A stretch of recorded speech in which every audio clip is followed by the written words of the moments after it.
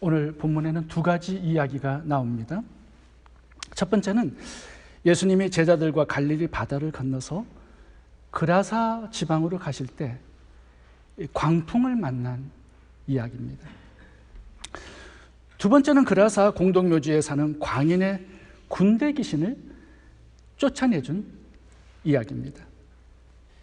이 광풍의 사건과 이 군대 귀신을 쫓아낸 이 두 가지의 사건을 통해서 주님께서 주시는 교훈이 한 가지 있는데, 그것은 가치입니다.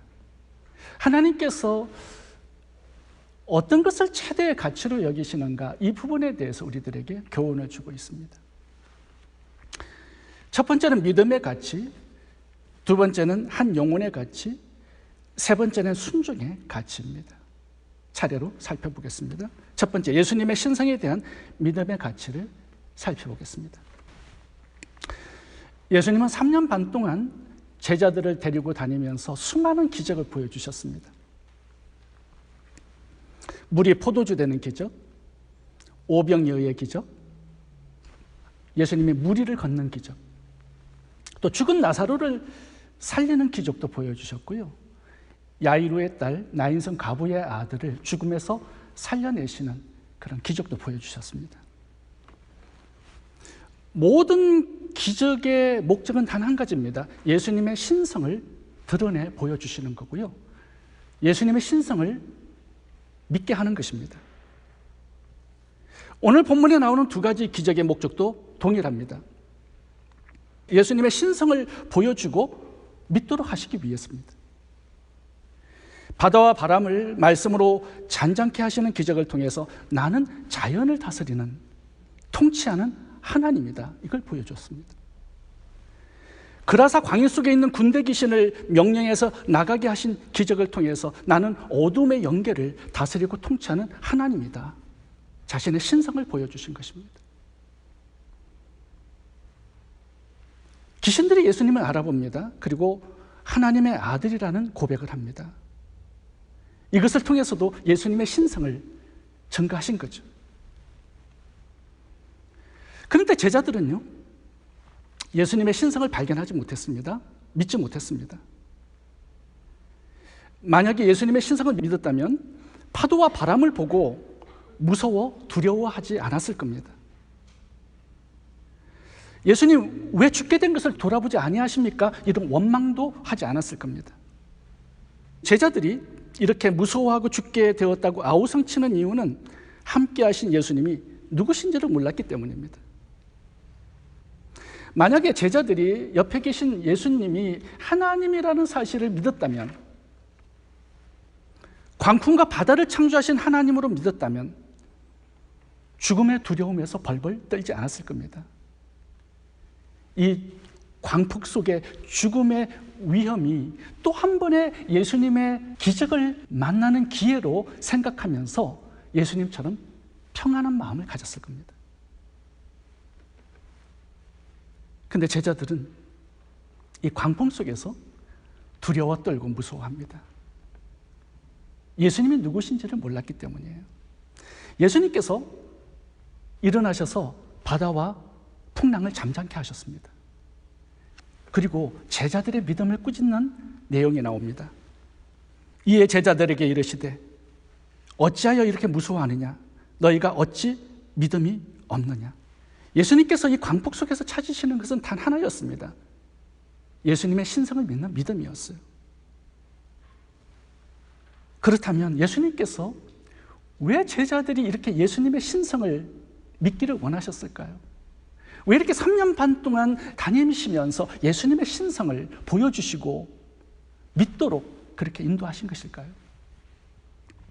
그 이유는 제자들의 구원 때문입니다. 아무리 예수님께서 제자들을 선택하셔서 복음의 사명을 맡겼더라도요, 제자들이 예수님의 신성을 믿지 않으면 구원받지 못합니다. 왜냐하면 구원은 예수님의 신성을 믿느냐, 여기에 달려있기 때문에 그래요. 아무리 예수님의 인성과 죽음, 부활을 굳건하게 잘 믿어도 예수님의 신성을 믿지 않으면 구원받지 못합니다. 제사함 얻을 수 없습니다. 구원의 핵심, 복음의 핵심이 예수님의 신상에 달려 있는 거예요. 제자들은 마태복음 16장에 가면 드디어 예수님의 신상을 발견하고 믿습니다. 예수님께서 제자들에게 질문하셨습니다. 너희는 나를 누구라 하느냐? 베드로가 위대한 신앙 고백을 하죠. 주는 그리스도시요 살아계신 하나님의 아들입니다. 그때 예수님께서 그 신성의 고백을 들으시고 그 다음 구절에 뭐라고 말씀하시냐 하면 비로소 예수님의 십자가 죽음을 가리키셨더라 이렇게 말씀하고 있습니다. 이상하지 않아요? 왜 그전에는 예수님의 죽음을 가르쳐주지 않으셨을까요? 가르쳐줘도 소용없습니다. 신성을 믿지 않으면요, 예수님의 십자가 죽음은 인간의 죽음이에요. 예수님께서 십자가에 흘리신 그 피는 인간의 피밖에 되지 않아요. 신성을 믿지 않으면. 그러니까 제자들이 신성을 믿기까지 기다리신 것입니다. 수많은 기적을 보여주시면서 기다리신 거예요. 제자들이 예수님의 신성을 믿을 때까지. 신성을 믿어야 예수님의 죽음은 하나님의 죽음이 됩니다. 예수님의 신성을 믿어야 예수님께서 십자가에 흘리신 그 피는 하나님의 피가 되는 거예요. 하나님의 피니까 우리의 죄를 씻을 수 있는 것이죠. 하나님의 죽음이니까 죄의 삭신 사망을 대신해서 대속의 죽음을 죽을 수 있는 거예요. 하나님의 피기 때문에 그 피는 마귀의 자녀인 우리를 사서 하나님의 자녀가 되게 하는 피값이 될 수 있는 것입니다. 예수님은 베드로의 고백을 들으시고 내가 복이 있도다 이렇게 선포하셨습니다. 바요나 시모나 내가 복이 있다. 그 복의 내용이 뭘까요? 예수님은 베드로의 신성의 고백을 들으시고 세 가지의 복을 주셨는데 첫 번째는 네 믿음 위에 내 교회를 세우시겠다는 거예요. 구원의 은총을 주시는 거죠. 두 번째는 음부의 권세가 이기지 못하는 성령을 주시겠다는 거예요. 세 번째는 천국 열쇠를 주시겠다고 말씀합니다. 이 천국 열쇠가 뭐냐 하면 복음의 사명이에요. 복음을 전해서 천국문을 사람들에게 열어주는 이 복음의 사명을 맡기신 거예요. 언제? 예수님의 신성을 믿을 때 그렇게 하셨다라는 거죠. 여러분 생각해 보세요. 예수님의 신성을 믿지 않아요. 나도 구원받지 못하는데 어떻게 남을 구원하겠습니까? 복음이 완성되지 않는데 어떻게 복음을 전하겠어요? 복음은 예수님의 신성을 믿는 게 복음이에요. 예수님의 죽음과 부활을 믿는 게 복음이에요. 예수님의 신성이 빠지면 그 어떤 것도 복음이 될 수 없습니다. 구원의 역사가 일어날 수 없어요. 그래서 예수님의 신성을 믿는 이 믿음을 하나님은 가장 가치 있는 것으로 여기시는 거예요. 우리가 예수님의 신성을 믿을 때 또 하나의 복을 주시는 게 있습니다. 그것이 우리의 일상의 삶 속에서 예수님의 신성의 능력을 경험할 수 있도록 하신다는 겁니다. 예수님께서 수많은 병자를 고치실 때 찾는 것이 딱 하나 있었습니다. 그것이 예수님의 신성을 믿는 믿음이었어요. 믿음을 보시고 고쳐주신 것입니다. 그래서 많은 병자를 고치신 다음에 네 믿음이 너를 구원하였도다. 네 믿음이 크도다. 네 믿음이 너를 자유케 했다라는 말씀을 항상 하세요. 모든 사람들에게 찾는 게 예수님의 신성을 믿는 그 믿음입니다. 이 믿음 속에서 모든 것이 풀어지고 모든 것이 해결되는 것이에요. 예수님은 수많은 기적을 행하셨지만 기적을 행하시지 않는 동네가 한 군데 있었습니다. 어딜까요? 예수님이 성장하신 나사렛입니다. 모든 동네 사람들은요, 예수님을 몫으로 보았습니다. 인간으로 보았어요. 그곳에서는요, 예수님께서 그 어떤 기적도 행하시지 않았습니다. 예수님의 신성을 믿는 이 믿음, 여기가 예수님의 신성의 능력이 릴리즈 되는 부분이에요. 그래서 믿음을 찾는 것입니다. 우편 강도를 봐보세요. 예수님의 신성을 믿었을 때 예수님의 구원의 능력이 그에게 흘러 들어갑니다. 수가성 여인을 봐보세요. 예수님의 신성을 믿었을 때 영원히 목마르지 않는 생수가 그 여인 속에 들어가 삶을 바꾸십니다. 마가복음 5장을 봐보세요. 12년 혈루병 걸린 여인이 예수님 뒤로 와서 옷자락을 가만히 만집니다. 수많은 사람들이 예수님을 터치하고 옷자락을 만졌는데 예수님의 신성의 능력이 흘러가지는 않았습니다. 그런데 딱 한 여인, 12년 혈루병 여인이 옷자락을 만졌을 때는 예수님의 신성의 능력이 흘러가요. 왜 그렇죠? 믿음으로 만졌기 때문에 그런 것입니다. 예수님께서 이렇게 말씀하세요. 나의 능력이 흘러가는 것을 내가 알았다. 누가 내 옷을 만졌느냐 이렇게 물어보세요. 여러분, 예수님이 안수해서 그 여인 고친 거 아닙니다. 어떤 말씀으로 그 여인을 고친 게 아니에요. 그 여인은 자기 믿음으로 자기 병을 고친 거예요. 어떻게? 신성의 능력을 믿었을 때 그 능력이 그 여인 속에 흘러 들어와서 그 여인의 삶을 그 즉시 바꾸신 거예요. 하나님께서 이 세상에 가장 가치 있게 위대하게 귀하게 보시는 것이 예수 그리스도의 신성을 믿는 이 믿음입니다. 이 믿음 속에서 우리의 구원은 완성되고 우리의 복음의 사명도 완성이 되고 예수 그리스도의 신성의 능력을 날마다 경험하는 놀라운 은혜를 받게 되는 것입니다. 두 번째, 하나님께서 가장 가치 있게 여기시는 것은 한 영혼의 가치입니다. 예수님께서 제자들과 함께 광풍을 뚫고 그라사 지역에 도착을 하셨습니다. 광풍을 뚫고 죽음의 위기를 넘겨서 그라사에 도착했을 때 제자들은 대단한 부흥회가 열릴 줄 알았습니다. 대단한 기적들이 막 일어날 줄 알았습니다. 엄청난 구원의 역사, 영혼들이 주님께 돌아오는 그런 것을 기대했을 겁니다. 그런데 예수님께서 그라사에 도착하셨을 때 귀신 들려 미친 한 광인을 고쳐주고 다시 배 타고 떠나셨어요.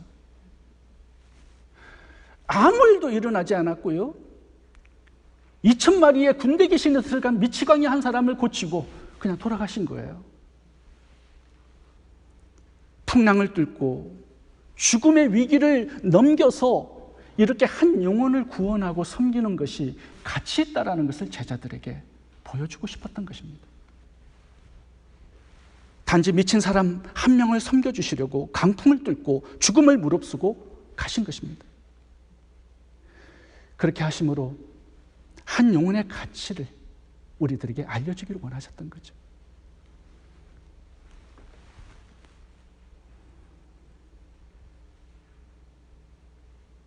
예수님의 한 영혼에 대한 가치는 돼지떼 2,000마리를 희생한 것에서도 볼 수 있습니다. 예수님은 그라사 광인에게 들어간 군대 귀신 2,000마리를 돼지떼에게 들어가게 하셨고요. 낭떠러지게 몰아서 다 죽게 만들었습니다. 예수님이 그렇게 하지 않으면 귀신을 쫓아낼 방법이 없어서 그렇게 하신 거 아닙니다. 한 영혼의 가치가 얼마나 귀한지를 깨우쳐 주기 위해서 그렇게 하신 것입니다. 돼지 한 마리가 500불이라면 1밀리언을 희생하신 거예요. 한 영혼을 섬기고 구원하고 새롭게 하는 게 이만큼의 가치가 있다라는 거죠. 1밀리언의 가치만 있겠습니까? 예수님은 우리 한 영혼을 살리기 위해서 이 땅에 인간의 몸을 입고 오셔서 십자가에 목숨을 들이셨습니다. 우리 한 영혼의 가치가 예수님의 목숨값이에요. 그 정도로 대단한 가치로 여기신다라는 거죠. 또 하나 한 영혼의 가치를 얼마나 큰지를 알려주시는 단어가 있는데 마가복음 5장 19절을 제가 읽어보겠습니다. 주께서 내게 어떻게 큰 일을 행하사 너를 불쌍히 여기신 것을 내 친족에게 고하라 하신대. 여기 보면 큰 일이라고 말씀을 하고 있습니다. 한 영혼을 새롭게 하는 거, 미치광이 한 사람을 구원하는 거, 이게 큰 일이래요. 여러분, 이 큰 일이라는 이 단어가 어떤 단어인지 아세요? 전쟁을 해서 한 나라를 정복해서 그 나라를 가진 이것을 그 당시에 큰 일이라고 단어를 썼습니다. 미치광이 한 사람을 예수님을 만나기 위해서 구원하는 그것이 한 나라를 정복해서 얻는 것만큼이나 가치 있고 큰 일이라고 주님은 말씀하고 있는 것입니다. 예수님이 물이 포도주 되는 기적을 행하신 다음에 큰 일이라고 말씀하지 않았습니다. 오병이어 기적을 행하신 다음에도 이걸 큰 일이라고 말씀하지 않았어요. 죽은 나사로 살리신 다음에 큰 일이라고 말씀하셨습니까? 아니요.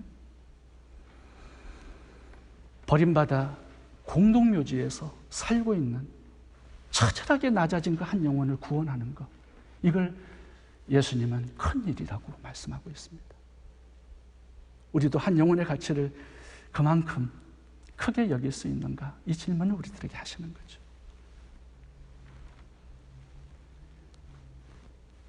저는 오늘 본문을 묵상하면서 참 부끄러운 생각이 많이 들었습니다. 한 영혼을 구원하기 위해서 강풍을 뚫고 사역을 했던 적이 있는가? 저 없습니다. 한 영혼을 구원하기 위해서 돼지떼 2,000마리를 희생한 적이 있었는가? 없습니다. 지극히 작은 자 하나를 섬기는 것을 예수님처럼 큰 일로 여기고 있는가? 그렇지 않은 것 같습니다. 제 사역을 돌아보니까 한 사람을 예수님처럼 그렇게 대단한 가치로 자신의 목숨을 버리면서까지 희생적으로 사랑하고 긍휼히 여겨본 적이 없는 것 같습니다. 그래서 참 회개가 많이 되었습니다. 여러분, 오늘 본문에는요, 이 예수님께서 하신 질문이 복음의 사명을 맡은 우리 모두에게 하시는 질문이라고 생각합니다. 나는 광풍을 뚫고 가서 한 영혼을 섬겨본 적이 있는가? 너는 2,000마리의 돼지떼를 희생하면서까지 한 영혼을 구원해 본 적이 있는가? 예수님께서 목숨을 들여서 한 영혼을 구원한 것처럼 그렇게 한 영혼을 섬기는 것을 큰 일로 여기고 있는가? 우리 모두가 이 예수님의 질문에 예스라고 대답할 수 있기를 바랍니다. 세 번째 가치는 순종의 가치입니다. 마가복음 5장 18절을 읽어보겠습니다. 예수께서 배에 오르실 때 귀신 들렸던 사람이 함께 있기를 간구하였으나 허락지 아니하시고 저에게 이르시되 집으로 돌아가 주께서 내게 어떻게 큰 일을 행하사 너를 불쌍히 여기신 것을 내 친족에게 고하라 하신대. 그가 가서 예수께서 자기에게 어떻게 큰 일을 행하신 것을 데가볼리에 전파하니 모든 사람이 기히 여기더라. 오늘 본문의 그라사 강인은 2,000마리의 군대 귀신에게서 해방이 되었습니다. 정신이 온전해진 것입니다. 그래서 그는 예수님을 따라가기로 결단을 했습니다. 나 예수님 따라가는 제자가 될래요. 근데 예수님은 거절하셨습니다. 너는 집으로 돌아가, 동네로 돌아가서 너희 친족에게, 동네 사람들에게 하나님께서 행하신 이 큰 구원의 역사를 간증하고 복음을 전하며 살라는 명령을 하셨어요. 그래서 그때부터 이 그라사 광인은 동네에 들어가 예수님의 복음을 전하는 전도인이 되었습니다. 복음을 전했는데요, 어디에 전했느냐? 데가볼리의 복음을 전파했다고 기록되어 있습니다. 이 데가볼리는 동네 이름이 아니라 10개의 도시를 모아놓은 지역 이름입니다. 이 데가볼리 안에는요, 다메섹이 들어있습니다. 다메섹 하면은 생각나는 한 사람이 있죠? 사도 바울입니다. 사도 바울이 다메섹으로 가다가 예수님을 만나서 회심하고 복음의 사도가 되었습니다. 사도 바울이 왜 다메섹으로 가려고 했을까요? 거기에 예수 믿는 사람들이 많이 있었기 때문이에요. 교회가 있었기 때문입니다.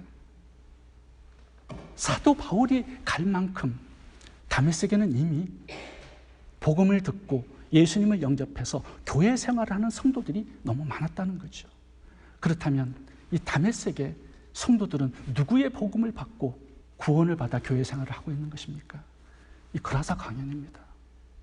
이 그라사 광인이 데가볼리의 복음을 전한 거예요. 이 데가볼리 안에는요, 빌라델비아 교회도 있습니다. 계시록 7교회 중에 하나죠. 이 빌라델비아 교회가 어떻게 세워졌을까요? 그라사 광인에게 빚을 지고 있는 것입니다. 그라사 광인은 자신을 만나주신 예수님을 10개의 도시에 다니면서 복음을 전했어요. 예수님 명령하신 그 명령에 대한 작은 순종이 이런 엄청난 기적을 만든 것입니다. 2,000마리의 군대 귀신이 나갔으니까 얼마나 유명인이었겠습니까? 가는 곳마다 사람들이 그를 만나기를 원했을 겁니다. 복음을 듣기 원했을 거예요. 그래서 그는 자신의 부끄러운 과거를 가지고 예수님을 증거하는 복음의 전도인이 된 것입니다. 10개의 도시에 교회를 개척한 사람이 된 것이에요. 여러분, 사도 바울의 회심도 이 거라사 광인에게 빚을 지고 있습니다. 사도 바울이 복음을 전해서 로마와 유럽을 복음화했습니다. 로마와 유럽의 복음화는 거라사 광인에게 빚을 지고 있는 것입니다. 예수님의 복음에 대한 명령의 작은 순종이 이런 엄청난 열매를 맺게 된다는 거죠. 그래서 하나님은 우리가 순종하는 이 복음의 사명에 대단한 가치를 두고 있는 거예요. 누가도 예수님의 복음의 명령을 받고 데오빌라라는 한 사람을 전도하기를 원했습니다. 그래서 누가복음과 사도행전을 손편지로 써서 예수 그리스도의 복음을 데오빌라 한 사람에게 전했어요. 작은 순종을 드린 거죠. 근데 하나님은 그 손편지를 모아서 2권의 성경이 되게 하셨습니다. 그리고 오늘날 누가복음과 사도행전을 읽고 예수님을 만나 구원받은 사람들이 얼마나 많습니까? 이런 복음에 대한 작은 순종이 이런 엄청난 열매를 하나님께서 맺게 하신다는 거예요. 사도 바울도 이방인이 빛이 되라는 예수님의 명령을 받고 그의 전 일생을 복음의 사명에 순종하고 드립니다. 그랬을 때 하나님은 그의 작은 순종을 가지고 로마의 복음화, 유럽의 복음화, 이 세계의 복음화를 만든 것입니다. 작은 순종을 하나님께서 얼마나 가치 있게 여기시는지 우리가 기억해야 합니다. 선교사님 중에 인도네시아 이리안 자야에서 사역하시는 짐 요스타라는 선교사님이 있습니다. 이분은 인도네시아 정글에 원시 부족에 들어가서 사역을 하시는 선교사님이세요. 아직 복음이 전해지지 않는 원시 부족을 찾아서 복음을 전하는데 한 부족으로 들어가서 복음을 전하기 시작했습니다. 그런데 이분이 몸이 약해요. 그래서 가자마자 계속 말라리아가 걸리는 겁니다. 그래서 복음을 잘 전하지 못하고 다시 실려서 선교 본부로 돌아와야 했어요. 이렇게 3-4번, 5번까지 들어갔는데요. 계속 말라리아 걸려서 복음을 제대로 전할 수가 없습니다. 그런 세월이 2년이 흘렀습니다. 2년 동안 12번 들어갔는데요. 12번 전부 다 말라리아가 걸려가지고 들것에 실어서 선교 본부로 들어갔어요. 그래서 이 요스터 선교사님이 하도 힘들어서 하나님께 기도했습니다. 하나님, 제가 말라리아 걸려서 이렇게 누워있으라고 내가 이렇게 선교사가 되어서 이곳에 왔습니까? 하나님, 뭔가 복음을 전해야 되지 않겠습니까? 나를 건강하게 해달라고. 이 원시 부족 사람들이요, 이 선교사님이 한 4번 정도 그렇게 한 다음에 다시 오지 않을 줄 알았습니다. 그런데 12번 계속 그렇게 하다가 13번째 오셨어요. 이 원시 부족 사람들이요, 너무 궁금한 거예요. 그래서 선교사님을 찾아왔어요. 선교사님, 뭔가 우리에게 굉장히 중요한 말씀을 하시려고 하는 것 같은데 그게 중요한 말씀이 뭔지 되게 궁금합니다. 우리가 준비되었으니까 이제 말씀해 주세요. 2년 후에 동네 사람들이 찾아와서 그렇게 말했다라는 거예요. 그래서 복음을 전했어요. 동네 사람들이 다 믿었습니다. 그 원시 부족의 교회가 세워졌어요. 와, 놀라운 선교사님의 간증을 들었어요. 작은 순종이 한 원시 부족을 변화시킨 거예요. 이제 이 부족이 복음이 들어갔으니까 그 옆에 있는 다른 부족에 들어갔습니다. 잘 안 믿어요. 복음이 잘 들어가지 않아요. 계속 기도했죠. 어느 날 강가에서 사람들이 웅성웅성하는 거예요. 왜 그런가 봤더니 한 아이가 카누에 있다가 이게 카누가 뒤집어져 가지고 물에 빠져 죽은 것입니다.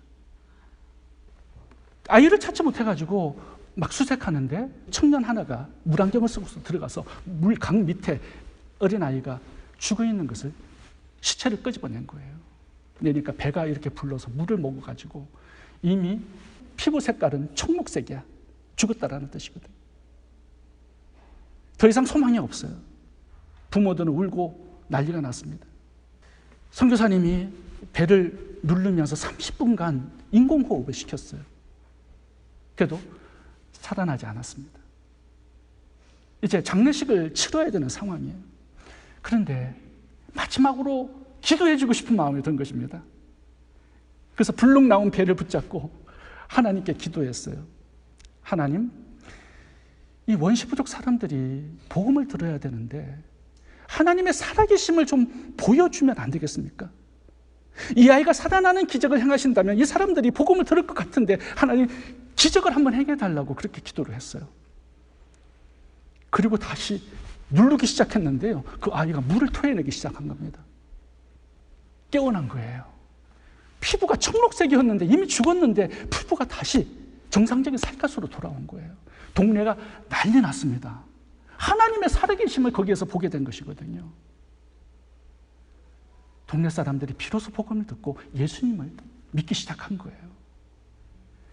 그래서 그 원주민 부족 사람들의 80%가 지금 예수님을 믿는 부족이 되었다고 합니다. 그곳에 교회가 섰어요.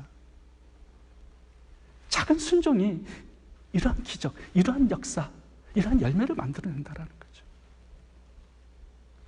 저희들이 이번 한 해에도 선교를 참 많이 했습니다. 성도님들이 드리는 헌금이 100불, 50불, 20불, 10불 이런 부분이에요. 근데 하나님은 이런 작은 우리의 헌신과 헌금을 가지고요, 지금도 많은 영혼들을 살리고 위대한 역사를 만들어내는 것입니다. 작은 순종, 하나님께서 대단한 가치로 보신다라는 거 기억하시고 하나님의 복음의 사명에 작게라도 헌신하고 충성하실 수 있기를 바랍니다.